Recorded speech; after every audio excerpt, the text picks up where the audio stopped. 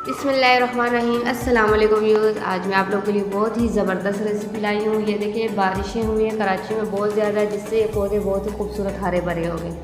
और इन्हीं बारिशों के मौसम में ही जो साग की रेसिपी मैं लाई हूँ ना आप लोगों के लिए, वो इन्हीं बारिशों के मौसम में ही होती है। और कराची में ख़ासकर ये जो मैदानी इलाके होते हैं ना इस तरह के, इसमें जो ये जंगली पौधे घास फूस जो निकल आती है ना, उसी में वो साग के पौधे निकलते हैं। लाल लाल फूल वाला साग बोलते हैं इसको यहाँ पे। और आप लोगों के इलाके में इसको क्या बोलते हैं मुझे कमेंट्स में ज़रूर बताना। मुझे यहाँ पे तो इसको यही बोला जाता है। जहाँ तक मुझे थोड़ा बहुत आइडिया है तो पंजाब के साइड में शायद इसको धांधली का साग बोलते हैं। तो यहाँ पे तो हम इसको लाल फूल वाला साग बोलते हैं। तो ये ख़ास बारिशों में ही निकल आते हैं, ये आम दिनों में नहीं होते हैं। तो ये जो गांव में पंजाब वगैरह जो होते हैं खेत खलियान में, तो शायद ये होते हों, लेकिन ये कराची में बहुत अरसे बाद सिर्फ बरसात के मौसम में होते हैं। और इसके बहुत ही मज़ेदार साग होता है। तो ये देखें, सबसे पहले तो हम इसको इकट्ठा कर लेंगे इस तरह करके। जहाँ जहाँ ये हमें मिले उसको तोड़ते जाएंगे। देखिए बहुत ज़्यादा लगा हुआ है यहाँ पे, देखिए। तो हम तोड़ देंगे इसी तरह। इसकी बहुत ही मज़ेदार रेसिपी होती है, मैं आपको बता नहीं सकती, लेकिन दिखाऊंगी। ट्राई करना आप ज़रूर अगर आप लोगों के यहाँ इस तरह का साग वगैरह होता है तो। ये देखिए, हम आ गए अपनी किचन की तरफ। अल्हम्दुलिल्लाह हमने सारा साग इकट्ठा कर लिया, हमें जितना चाहिए था। तो इसको भी हम अच्छे से जो है ना कट कर लेंगे। और इसको कट करने के बाद अच्छे से 2-3 दफ़ा जो है ना खुले पानी में इसको वॉश कर लेंगे। तो ये देखिए, साग हम लोगों ने बहुत ही अच्छे से कट कर लिया है। और इसको भी हम वॉश कर लेते हैं। और एक मैंने कढ़ाई ले ली है जिसमें मैंने पानी को काफ़ी उबाल लिया है। उसी में हम उबलते हुए पानी में हम इसको कटे हुए जो साग को जो हमने अच्छे से धो लिया है इसको शामिल कर देंगे।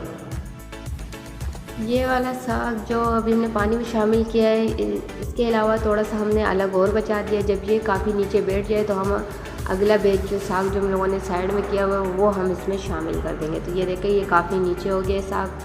तो जो अभी हमने बाकी का बचाया हुआ है वो हम इसी में शामिल कर देंगे। तो इसको हम तकरीबन 10 से 15 मिनट के लिए ढक के उबाल लेंगे ताकि ये अच्छे से नरम हो जाए। ये देखें, इसको यूँ अच्छे से इस तरह चमचे की मदद से फैला देंगे। अब इसको हम ढक देंगे 15 मिनट के लिए, बॉयल आने तक छोड़ देंगे। ये देखिए, तकरीबन 15 मिनट हो गए और हमारा साग बहुत ही अच्छे से रेडी हो गया। इसके लिए हमें क्या क्या चाहिए, हम लोगों ने लिए टमाटर, कुटी हुई जो है ना लहसुन, और ये लाल मिर्च मेरे पास भी, अगर आपके पास हरी है तो वो शामिल कर। अजवाइन लिए, हल्दी लिए, थोड़ा सा लाल मिर्च पाउडर लिए, मिक्स मसाला लिए, नमक लिए, और कटी हुई लाल मिर्च जो है ना वो ये जो लाल भी ग्रीन भी मिक्स है इसमें। खैर, तो हम इसको जो है ना पहले इसमें मोटा मोटा कूट लेंगे। इससे साग का फ्लेवर बहुत ही यमी और मज़ेदार हो जाता है इस तरह साग को जो है ना मिर्चों के साथ कूटने से।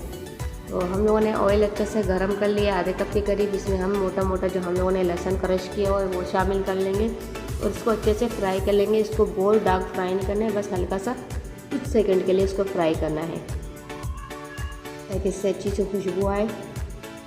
बस इतना फ्राई हमारा काफ़ी है। अब जो हम लोगों ने टमाटर का पेस्ट रखा हुआ है ना वो हम इसमें शामिल कर देंगे।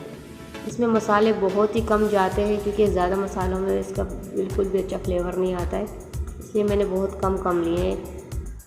1/4 टीस्पून के बराबर होंगे। और नमक आप अपने हिसाब से रखें। तो ये देखें, जो हमने मसाले लिए हैं वो बीच में शामिल कर दिए और इनको अच्छे से हम मिक्स कर देंगे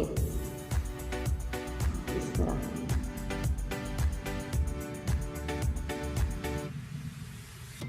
अच्छे से मिक्स होने के बाद हमने जो ग्रीन चिली में जो मिक्स साग को कूटा है ना मोटा मोटा, वो हम बीच में शामिल कर देंगे। देखिए, इसको अच्छे से मिक्स कर देंगे। अब इसको हम ढक देंगे, हल्की आंच पर रखेंगे 5 मिनट के लिए ताकि जो मसाले वगैरह अच्छे से ले ले। ये देखें, 5 मिनट हो गए।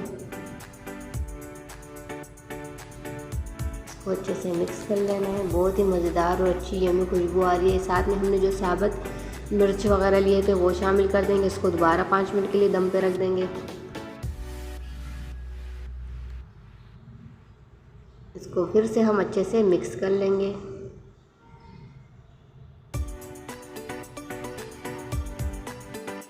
अल्हम्दुलिल्लाह हमारा साग बिल्कुल रेडी है। मैं आपको डिश आउट करके दिखाती हूँ।